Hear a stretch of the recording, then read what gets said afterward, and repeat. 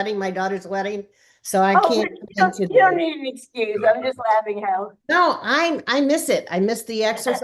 I miss it. And when's the wedding? In My daughter's November. wedding. So I can't catch it. When is it? November, beginning of Oh, November. wow. Okay. Sorry I had to run off, but my coffee cup was empty. Priorities. So today, what we wanted to talk about was something that we missed the last two times, which was the AI and its impact on the world. We have Mimi Greek did an AI class at Joy. Who went to that one? It was a Tuesday, so I couldn't go. How was it, Terry? It was wonderful. And those of you who didn't know Mimi at all, it was like I would have made up on a story, like a crazy story of seeing her and electronics be so blended that, she'd be somebody that would, you know, give it a chance and the world is beautiful and we're all lovely. But she's been using it a lot and was getting a lot out of it. She had she said certain skills that she had. She was a teacher for like a lot of people were for so many years, and then continued to writing like books and things like that. And she even like I said, well, why do you think that that you took a book and had people learn from it, but that's what you used to think was terrible with things that not terrible. People online and kids are just they're separating reality from reading, like it's, but she turned away and it's really showed her more than technical things about it or companies or anything. She uses chat almost all the time. So, songs and music and a lot of 50 people came.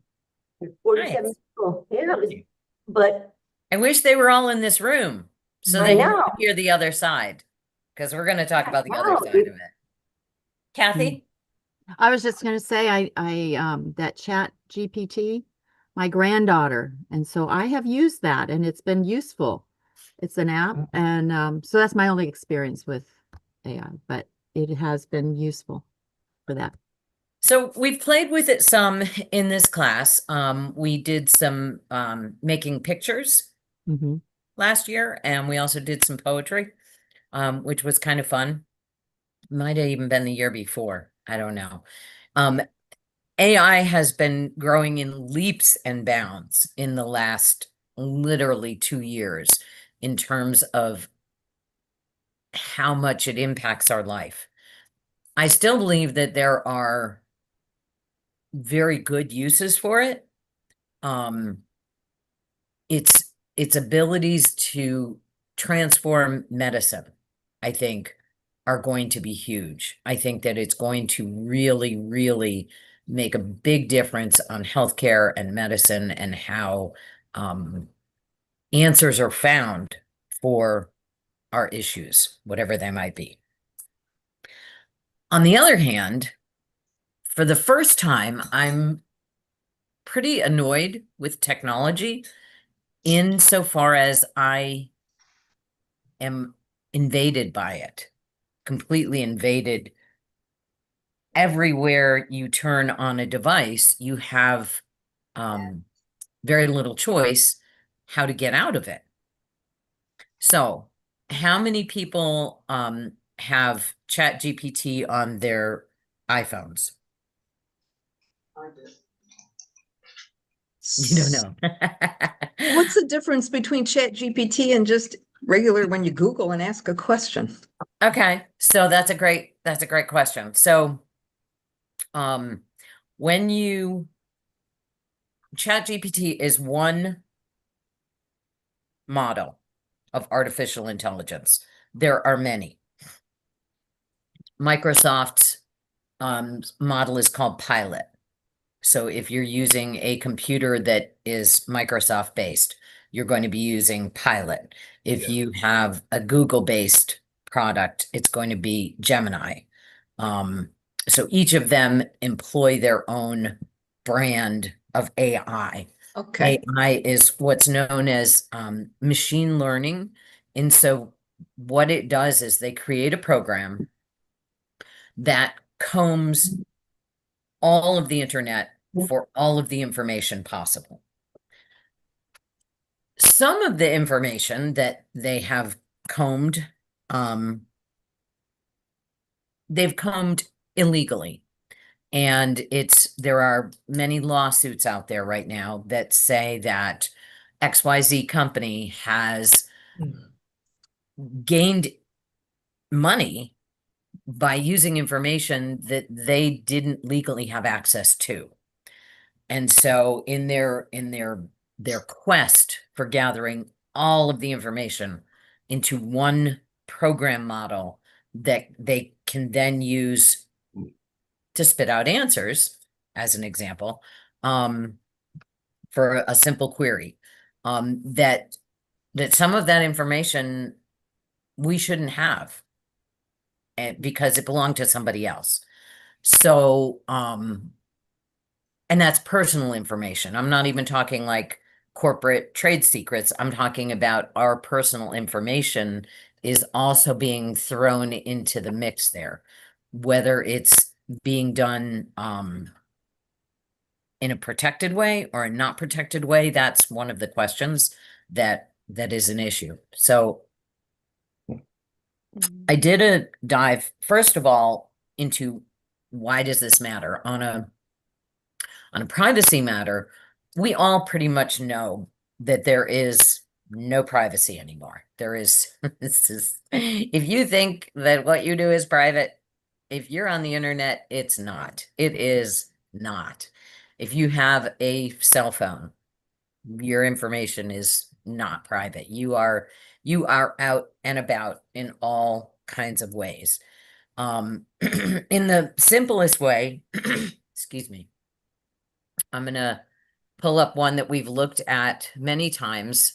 We looked at this one, I think, last week, maybe. And no, it was 2 weeks ago because Jackie was here and we looked up Jackie and couldn't find her because she pays to keep her stuff private, if you remember that conversation. But I don't think everybody was in the room. So really quickly, we're going to look at, put your hand up if you want to be looked at. Oh, remember, I think I did it. You didn't? Okay, let's pick somebody who didn't, though. Okay. You can All right, look at, we're going to look up Amy. but I got two last names. I don't know which one will be best. Ah. So, What is your gender? What does your license say and all that? Because I'm always willing to take you. You can throw them both in, Chacho Jarvis. I don't care. is that it? CIACCIO at the IO. end. Yeah. And then Jarvis. Yeah. This should, wow. Okay, and I'm not even going to put in a city or state. Yeah, how many what we with got. that weird last name? We get Very good, Texas. Napier, See- Illinois. Yeah. Is that you? No. Nope. You could have lied and can't- said, yeah, I'm 47. Yeah, that's, yeah, I'll keep looking here if I see me, Okay, but I so thought it's let's put in your where Six- you would 60901. no, just give me the okay.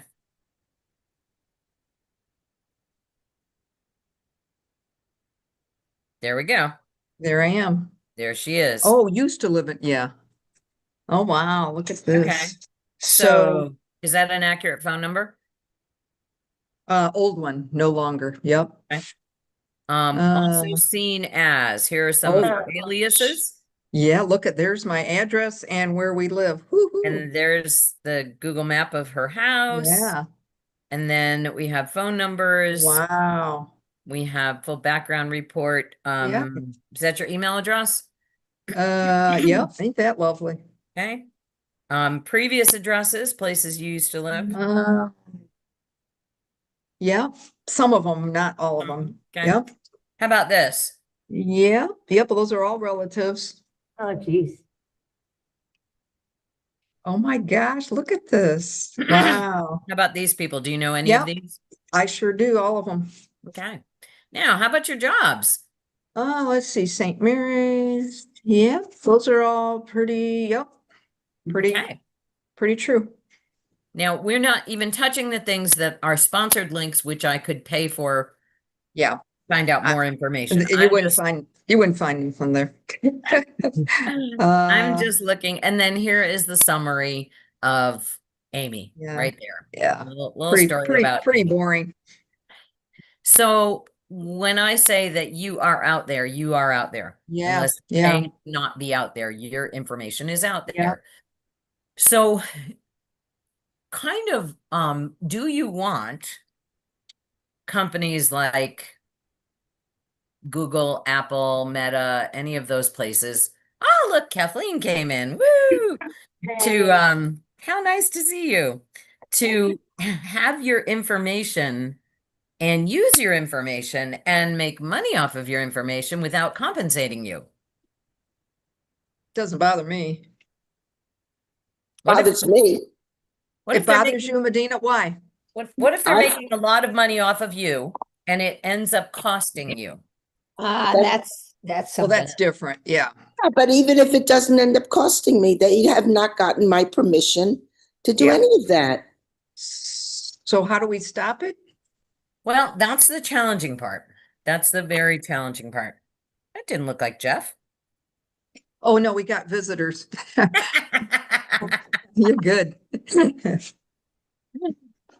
So that's the challenging part. So knowing that nothing is private out there anymore, we're going to look first of all at what's the cost of this.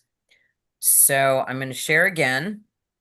And just to catch you up, Kathleen, we are talking about AI and how it impacts our life. So, yeah. Okay, so here is an article I'll be sending you from Forbes magazine that is the loss of water.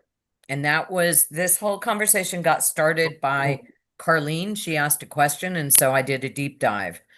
The Forbes article is a nice general overview of the importance of water. We know water is important, but just to remind you of 7th grade science class, it covers 70% of the earth. What we need to drink and irrigate, and I've seen this number 2 different ways, is 3% to 5% that we actually need and use, because 2/3 of it is unavailable for consumption. 2/3 of water is frozen in glaciers and other places as unavailable. So our body is 90% water. 90% of organisms' body weight comes from water. 60% of our body is water. 80% of a baby's body is water. Hmm. We need water to survive, 3 liters a day, about 3-something quarts. And that's for males. Females need about 2.3 quarts. 1.1 billion people lack access to water. 2.7 find it scarce for at least 1 month out of the year. So when we're talking about scarce, we're talking about, has anybody lived in or visited California as a very classic American example when there are water restrictions? You cannot wash your car. You cannot water your lawn. People do landscaping that actually means that you don't need water to do Where- your landscaping. Kathy?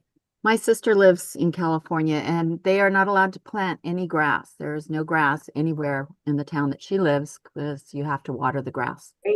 What town does she live in? Apple Valley, up in the Okay. high desert, Mhm, mhm. going from LA to Las Vegas, you go up Cajon Pass and go over. So yeah. So we know that Southern California has some serious water issues because of, where's the water come from? It comes from very far away. Colorado River. And it's been diverted to service California, where there are lots and lots of people. There is so much agriculture in California. There's a huge need for water. Look at the problems they've had with wildfires. Huge problems. So we know that water in many places, well, in the Keys, you're surrounded by water. It's all salt water. We don't have a salt reclamation plant. So that means that where's the fresh water come from? In the Keys. Okeechobee, Lake Okeechobee. Okeechobee. Lake Okeechobee. Has Okeechobee had any problems? Yeah. Yeah. It has aging dams, right? Doesn't it Mm. have some serious problems with the dams and the issues and the whole agriculture in South Florida, diverting the water away from the Everglades to give the water to the sugarcane farmers so that we could eat more dessert. So, we've had lots of, water Right. issues in various places on the planet and certainly in the United States. So we're going to go back. Basically, this Forbes article talks really well about the importance of it. And then it gets into why does this matter? And terms of AI and what's going on with it. And it's a very simple, easy to understand. And what they're really asking in all of these articles so far is how do we get this corporations, these technology corporations, to stop their water consumption. So they need significant amounts of water to cool their data centers. This one doesn't go as much into the statistics of how much water they need. It talks about that it does need it and that, there is a scarcity. I'm just scanning real quick to see. So this one's really just asking the companies, how are you going to fix this? And some of the companies had said by the 2030 somethings, they're going to fix it, their water consumption. But let's look at what the actual consumption is. So we're going to go to this article, Environmental and Energy Study Institute. And basically, large data centers consume 5 million gallons a day of fresh water, equivalent to the use of a town populated by anywhere from 10,000 to 50,000 people. So if we have, and it goes into a little bit about how water is, used and got and all of that stuff, a medium-sized data center can consume up to 110 million gallons of water per year, which is the equivalent of 1,000 households' use. And it goes on in much more detail about how this all works, how it takes the water, how it consumes it, why it's important, all of that. And I just want to go back to that town in south of Covington, Georgia, that built a large data center, excuse me, and then the people didn't have water coming out of their faucets because they literally drained the water table for this data center. And so this town said, yes, we want the jobs, we want the income, we want, business production happening here in our town, not realizing that it was going to literally suck all of their water dry. And that was before the data center even came online. What it took to build it, create it, and get it started and up and running, not the day-to-day basis, but the actual up and running. When the people turned on their faucets, they were literally getting like this mud sludge coming out because that was all that was available in their water table because it had drained it.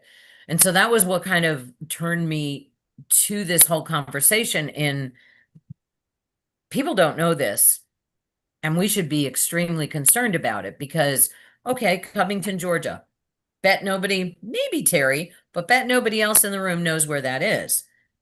Terry might, because it's outside of, a little bit south and a little bit east of where her son lives and her grandkids live. But direction of Atlanta. But then what happens when it comes to your town? What happens when they decide to build one and it pulls the water from the Keys? That, or all of South Florida in Lake Okeechobee.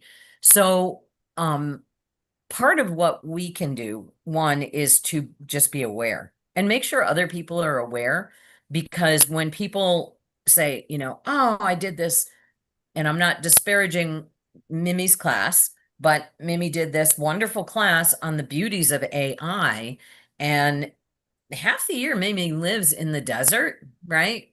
She lives in Arizona or New Mexico. And so I know that she knows the value of water and the importance of the scarcity of water.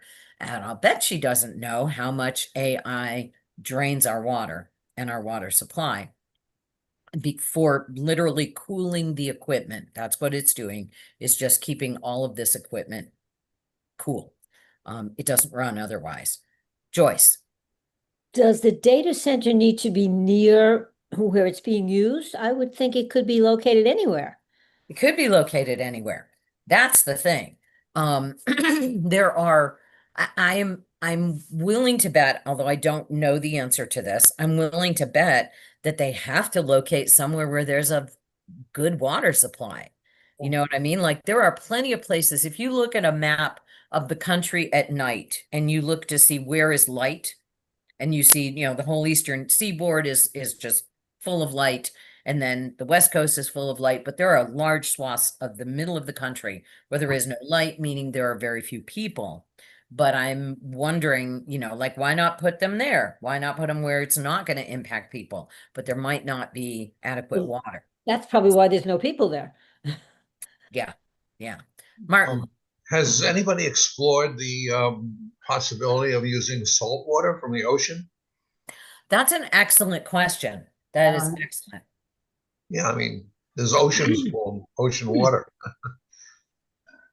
I don't know. You know, Yeah, if it's just for cooling the units, I'm sure the salt can be gathered after they cool, or, you know, it might affect the ecology of the ocean, particularly where they're located. But on the average, it's certainly better than using fresh water that we consume. So I'm sure somebody has to come up with that. Seems like it. Seems like that would be a good solution. I know I have been on many Caribbean islands that use salt water for their fresh water. They collect it, they desalinize it, and then use it for their consumption. And I think that they would have to take the salt out first before they could cool it. Because if you think of, well, you live in New Jersey, the salt on your car. Well, you're in the Keys in the winter time, but I know you've lived in a place where salt gets on your car from the road. Oh, sure. Right? Yes, go ahead. And so you wouldn't want any of that. It would corrode any kind of metals, just like it puts big holes in our cars. But nevertheless, the cost of replacement of those corroded parts would certainly be cheaper than trying to find new fresh sources, rather, of fresh water. In other words, might be jacked in as a cost of doing business, replacing those corroded parts. Anyway, I'm sure these guys have thought of that, you know. And just mind-boggling that we're not going to get to have drinking water, and yet have all this information available, you know. But I'll leave that to more intelligent people than me. So. Medina. Do you have any idea approximately how many data centers there are right now? Ooh, that's a good question. Let me ask AI. Actually, what I'm going to do is, since you've asked that question, and my normal go-to is, what do I do? You know, I'm going to Google it. And so what I did the other day was I said, okay, how to search without AI. And automatically it gives me the AI overview, which I just found hilarious. And to search without Google and AI, use the web filter and add this code right here to your URL for classic results. Use a -AI or -AR operator in your query to exclude AI content, or set up a custom search engine in your browser with this code for automatic web results only. Alternately, and Joyce will like this one, use search engines like DuckDuckGo, Startpage, or Ecosia for traditional results by default. So if I go to, I've never gone to Ecosia, so I'm going to do that. Oh, and it says Ecosia AI. let's do an Ecosia search. Notice it did not give me an AI answer in the beginning because I just put that.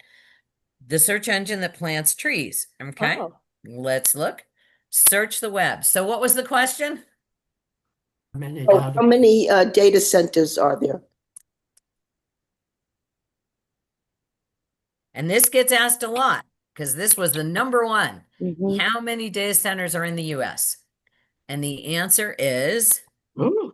ooh, 3,959 data centers from 50 states. Wow.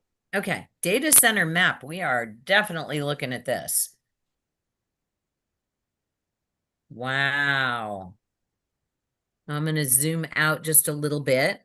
Okay, so it looks like in Florida there are 107 Florida data centers, 107, and 29 in Miami. oh, geez.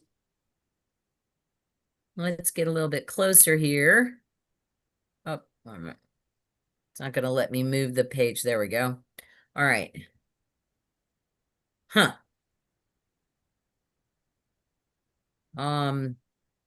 These are not unpopulated areas.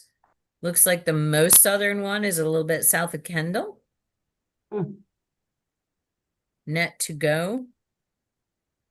Nothing in Homestead, which is kind of surprising. I would have thought that Homestead would have had some over on the edges here. Okay, so let me go back one click and one more. Look at the rest of the world again. All right, so data center map USA. I am going to do data center map since we have Canadian. Oh, nothing here. Kathleen, the the abbreviation for something that is from Canada is CA, right? .ca, yeah. Okay. It's not giving us this information about. Let's I'll just, look it up. I'll try. You got me curious too. yeah. This is global, so let's look at Canada. Overview, Canada. Oh, here we go. Here are the Canadian centers. Let me back out of this a little bit. Oh, they're big. Yeah.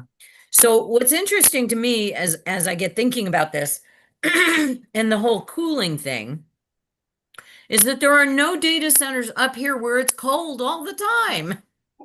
You know what I mean? So Yeah. people, Doesn't it have to be a consistent cool? So maybe. I don't know. I don't know. It's probably got to be a Heat up there, maybe specific freeze. temperature. You know, because the machinery does heat up. You know, that's the whole point, is that this stuff heats up. Anyway, there's quite a few. And again, Ottawa. lots more where there are 7 in Ottawa. Let's just look at Ottawa here. There's where the data centers are. Again, one near the airport. And 2 others there. So kind of interesting to me how many data centers there are. Now we went here from Ecosia search. So I'm going to keep this up and I'm going to, so I can do the Ecosia browser. So that's one option it gave. It also gave DuckDuckGo as another search. DuckDuckGo also talks about wanting to, that it is giving you privacy, that it's not going to share your stuff. And I know that Joyce and maybe Amy uses this. Amy, do you use this one? Which one, DuckDuckGo? Uh-huh. I've gotten on it before and I think it's great. I just don't know why I don't use it. It's. Okay, here's my next question. How many data centers are being built? And again, it does not give me the automatic, well, it did. AI, yeah, there you go. There it is, search assist. But this is the Google. This little search assist icon, that's the Gemini. And so that is interesting. Yeah. This is Ask Duck AI privately. Okay, so they're not without AI. This is saying you can ask AI. So DuckDuckGo is into the AI thing. And it did automatically generate one of these. It might not if I downloaded the browser and did it through the browser. How many data centers are there and are being built? Where are they being built? By the end of 2025, there will be 6,000. Where's the building part? Okay, and this is more of that's interesting. There's a funny little line in the middle there. This is more of a global conversation. So what's a data center? Number of co-locations by region. Okay, and then here's a whole chart. And this is, again, global. 2024. So I guess this is, first of all, how big are they? And then how many do we expect there to be total by 2030 is 7,000. That's a lot. I wonder how many are being built or already are built in, socioeconomic depressed areas. Mhm. Because I would imagine that, let's say they wanted to build a data center in Boca. I think the people in Boca would be outraged and they would boycott and they would, do whatever they could to have it not being built. That's an excellent question because typically speaking, yeah, it is much easier to build things where people need the money, whether they need the jobs. Although these places, these are high-tech jobs. These are obviously every kind of plant or large production facility is going to have the jobs that don't require a technology background, things like maintenance and janitorial and stuff like that has to happen in every structure. But I think that those are probably, that's another excellent question is how many people are employed at these? And when a company comes in and says, hey, we want to build this, how does a community know what they're getting? You know what I mean? Because this is not common information. When you talk to the average person, you go to the grocery store today and you're standing in the line and, you ask the person behind you that minimally. I'm not talking about talking to a complete stranger. So somebody doesn't say, hey, 911, there's somebody really weird here in the line. But, talking to somebody who you might know just a little bit, or their face, you've seen them at places. Starting conversation, hey, I was in this tech class today, and did you know and how much water AI uses? Guarantee you they're going to say no, they have no idea. Right. Guarantee. So it's not common knowledge. It's not being talked about because there are so many other things being talked about right now on the news. So how do we get people to know and understand this so that they can be aware? I think awareness is the biggest starting point here, in terms of the impact, because, it's sort of the NIMBY effect of, okay, it's not being built in my backyard, but maybe in your grandkid's backyard. Who knew that there were that many in Miami? I had no idea there were that many in Miami. And, water is an issue. Joyce. Okay, so what is the difference between, can data centers be used for iCloud storage, or is that totally a different kind of facility? Same. It's the same. It's not the same process, but yes, same facility. And so that's another issue in one of these articles that Cloud storage, yeah. sending you was talking about that cloud storage is a part of it, you know, that obviously it's not in the cloud. It requires hardware that actually does the job of keeping our information. So the same facility could be doing both. Yes. Yes. Medina. Just a thought crossed my mind. I have a feeling that unfortunately, the next major world war will be over water. John brings that too. Yeah. You hit it right on the head, Medina. You hit it right on the head. Yep. Hey, John's talked about that since we've moved here. That's scary. That's pretty It scary. is. So, you know, and here's the thing, when we go back to the 60s and we think about, so I was born in 1960 and I can remember Your baby, you. I can remember the commercials about, anybody remember the Native American with the tear Yeah. commercial Was. of talking about pollution, just throwing your junk out of the car as you're driving down the road. Now, Scott remembers, my family never did this, but Scott remembers his family, like they'd go to McDonald's, and everybody remembers what the McDonald's were like in the 60s. It was like a big deal, you know, it was like going to a restaurant. And they would go and they would sit in their car and they would eat their food, and then they would literally, or they would drive home and they would eat it, and they would literally throw the packaging out the window of the car. Yeah. It's like, what? And that was very common. That was very, very common. And then there was this huge campaign. There was Give a Hoot, Don't Pollute. You remember Woodsy the Owl? And then the Native American. And those are the two that stick in my mind. There were probably others. But there were big campaigns to get Americans to not throw their trash out the car window. And now when you drive down a road and you see a lot of trash, it kind of sticks out, because for the most part, whether it's because we have highway cleanup teams by DOT, we have adopt a highway programs, and people are just smarter and more mindful of that. Hey, this is where I live. It doesn't help me if I throw my trash out the window, you know? So these huge campaigns, because people were made aware of the problem and then had to take action. Then in the 70s, you had the whole recycling. The first Earth Day happened, and we talked about recycling and how recycling was going to save the planet, because, you know, just throwing all of this in the landfill is a huge, huge problem.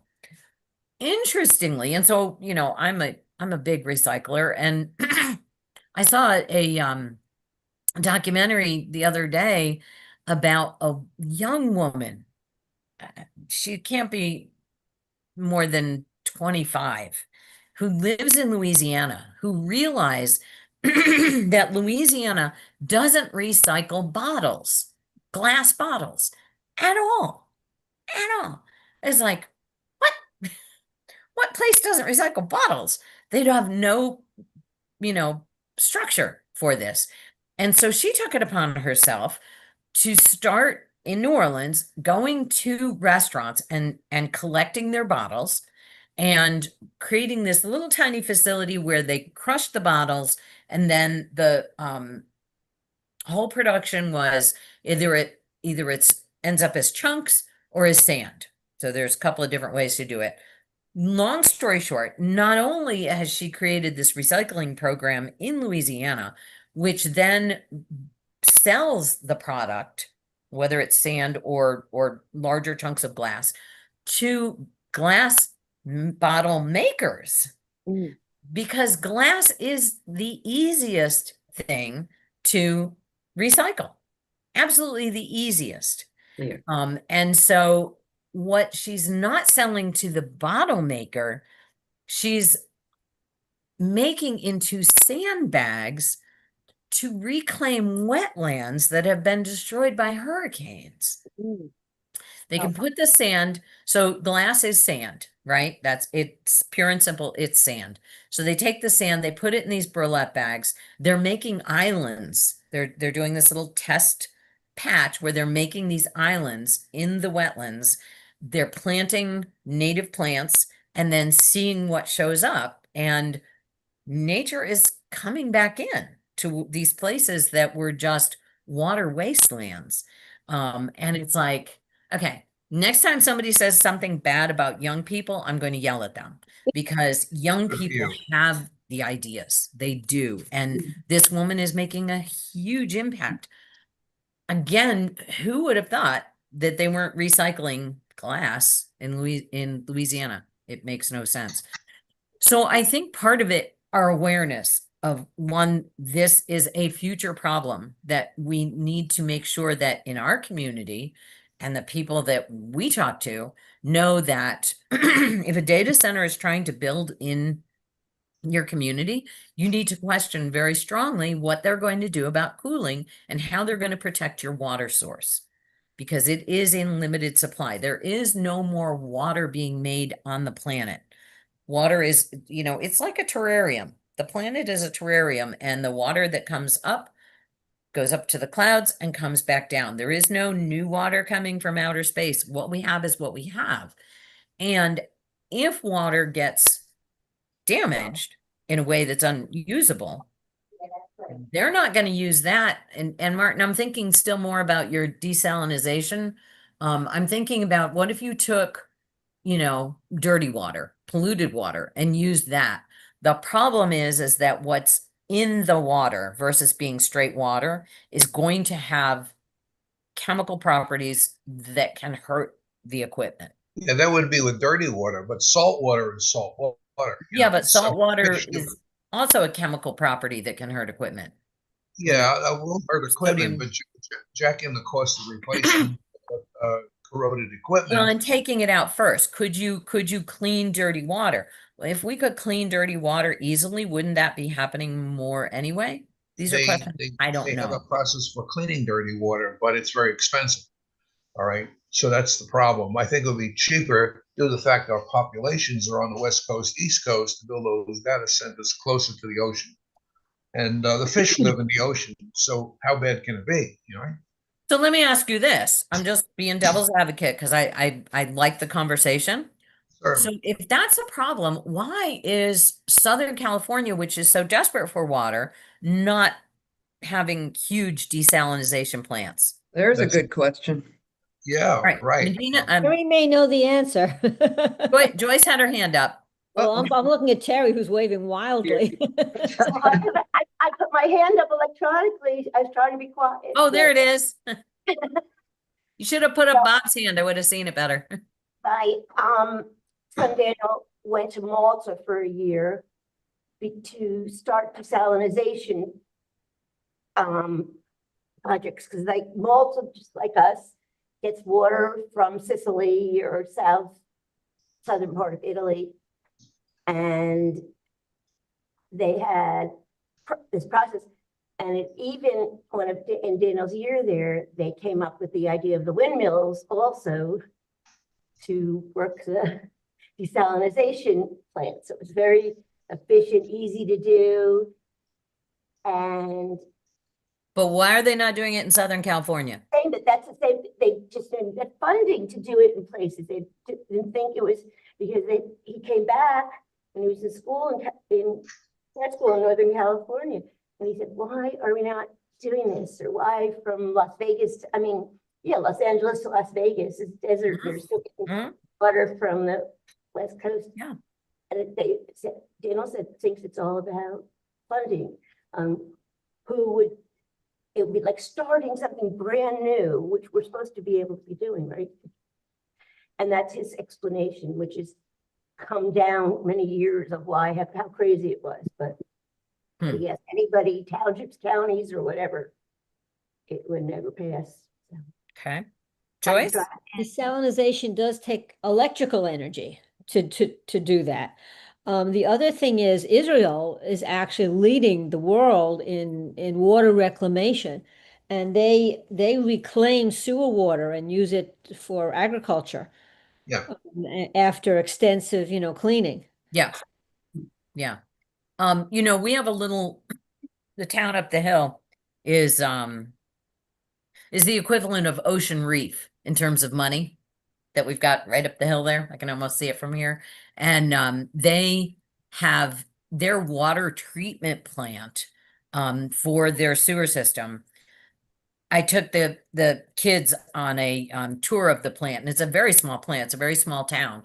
At the end of the process, the mayor who was on this tour with us actually drank a glass of water from that, and it was sewer water.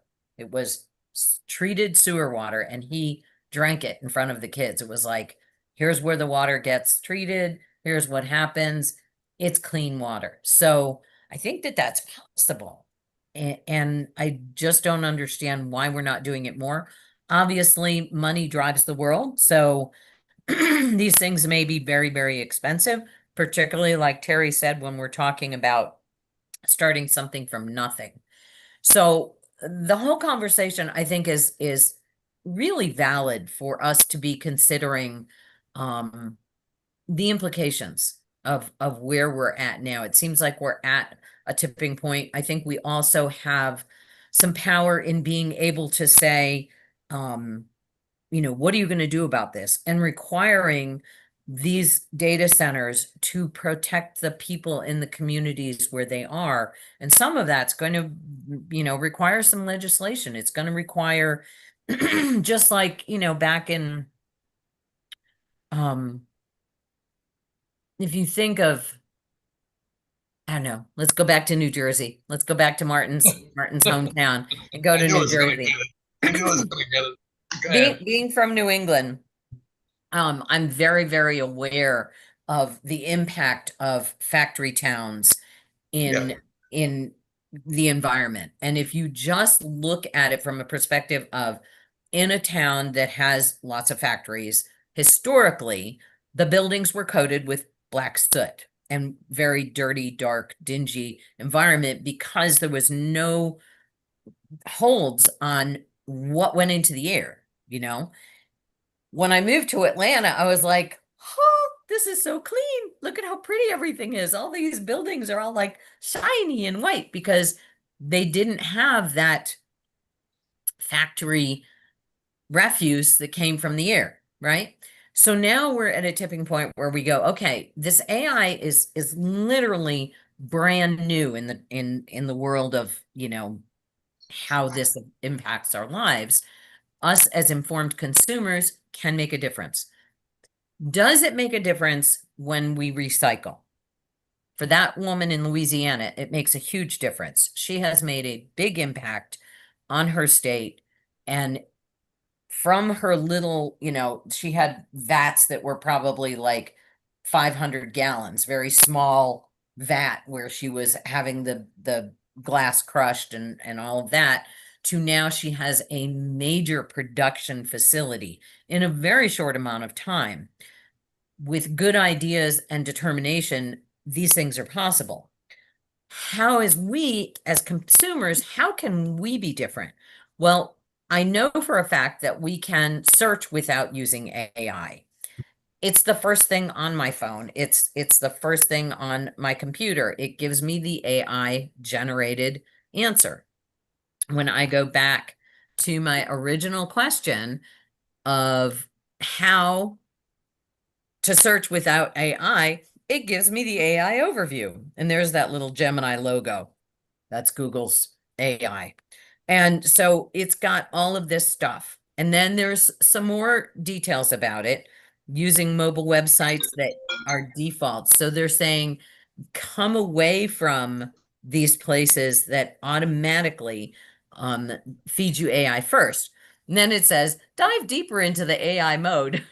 It still wants me to do that.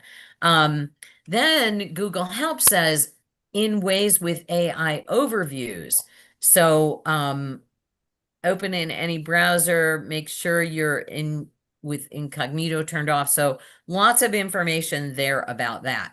Then I went to how do I turn off the AI summary in Gmail?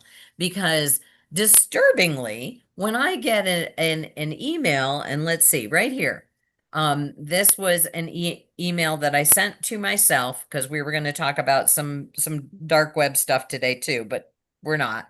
And now it shows up in my email as an AI overview of an email. I'm sorry, people. I can read. Yeah. Can read. It wasn't that long of an email. And in fact, getting the email and getting the information in the email is what I needed. I didn't need AI whatsoever to shorten it, condense it, and summarize it for me. Didn't need that. Joyce. I have a prediction that they're going to start charging for AI. Well, that Good, would then be we can good. try it. We don't have to have it then. That would be good. You can have, you can pay for it. You can have the pro version. And it just happened literally within, I want to say, the last 2 years, where you didn't have to pay for it. All of them were what was called beta models, where they were still in the testing stage and it was still brand new. And it was like, well, you can try this, but if you want this, you'll have to pay for it. And I'm like, I'm paying for this. And then all of a sudden, boom, without even asking, it's everywhere. It's summarizing my emails. It's summarizing my web searches. It's just throwing it in my face. My husband's phone, new iPhone, comes with ChatGPT, full version. I think they're going to wait till we're so used to it, we can't live without it, and then they're going to start charging for it. Right. I hope so. And I hope people seriously think about whether or not, that's valuable. And again, informed consumers know that there's a cost with doing an AI search. You want to know, who, we did a funny one the other day. I was trying to think of a show that I was watching, and all I could think of was the star of the show was one of those twins that were teen stars back when my kid was a kid. That's the most my brain could come up with, and it was the Olsen twins. But AI automatically gave me that answer. And we're an automatic, I need it now society. Linda. When we Google something or use Gemini, isn't it the same as AI with a different name? No? No, it's not. It's not, Okay. because AI is much more complex. Google was a similar but simpler form. In order to create AI, it actually takes a whole lot more computing power than just Googling Where's something. my hand? But that's a really good question. Jackie? Well, on my phone, if I am asking a question, it'll say, do you want to use chat? It gives me the option. That's good that it asks. That's very good that it asks. I'm going to continue diving into this conversation about how we can choose to use or not use. I think that's the important part, is like, if you need to use the tool, you're going to use the tool. But if you don't need to use the tool and you didn't know that there are other options, then that's taking away your choice. It's kind of like, if you only thought there was one car company in the world and nobody told you that there were many others, because in your town there was just one dealership and they just sold one car, and then you happen to step outside your comfort zone and realize that there is like unlimited amount of other kinds of cars with unlimited number of features you could get, wouldn't you at least want the choice? I think we want the choice anyway. Medina? I was just thinking that I noticed now in my Gmail, when I go to send an email to something, the first thing that pops up when I start to type is they're giving me like an option to just do it via AI. And I'm starting to think, like, in the future along the road, I don't know, it seems like we're going to become like a semi-literate society. Mm-hmm. Mm-hmm. Actually, you won't even have to type it. They'll ask you what to say. Yeah, there you go. There it Right is. here. Happened. There it is. I all I had to do was put in your name, a subject line. This didn't pop up until I had these 2 bars filled, and then press for help me write. Yeah. Seen Yeah. that. And as teachers and librarians and, you know, people who care about knowledge and information and the dumbing down of human beings, you know, that's bothers me a lot too. Yeah. You know, Yeah. is it a cool, fancy tool? It is. Is it valuable in many ways? Yes, 100%. And does it have some negative implications that we're not even seeing yet? Like, oh, Yeah. you know, if I get an email from Medina, I still expect the email to have been written by Medina. And we go back to, is this real or is this AI? You know, we get suspicious about videos that we see, about pictures that we see, about people, you know, pulling one over on us because it's AI and not a real thing and fake information. And when it starts coming from our friends and our friend decided, yeah, I'm just going to get some help with this. And now it's no longer my friend, but it's an amalgamation of all of the information in the world pulled together to create this homogenized message to me. I have a problem with that too. Medina? And I'm still upset that, I don't know, several years ago, they stopped teaching cursive writing. Some places it comes back though. Yeah, it is coming back.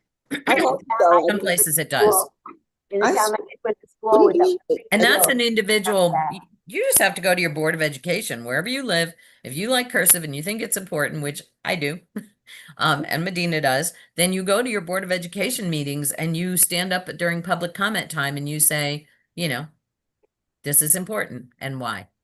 Yeah. But yeah, getting involved in what's happening in your town. And if Yeah. goes back to the person that I worked with for over 30 years in doing biomonitoring in the stream, and at his annual meeting of the report of the streams in our location, he said, the Little Tennessee watershed is the most important one in the world. And everybody perked up and went, why is mine where I live so important in the whole world? Wow, what's special about it? And he said, it's because it's the one where I live. And if every person took that and Yeah. took care of where they live, Mhm. then I wouldn't have to worry about the next town over because there would be people there taking care of where they live and so forth and so on. You know, if there are enough people who care about where they live and get involved in making sure that that's protected, you know, whether it's cursive or water, it's all kind of important. And we have I a think this group should rule the world. I do too. All right, we gotta go. Thank you. I have a Thank meeting. you. I Very have a good meeting. public meeting Very to good. go. Yes. Very good. Thank Thank you you. very Think much. about it. Thank I'll be you. sending you resources, but it'll be later on today because I gotta fly.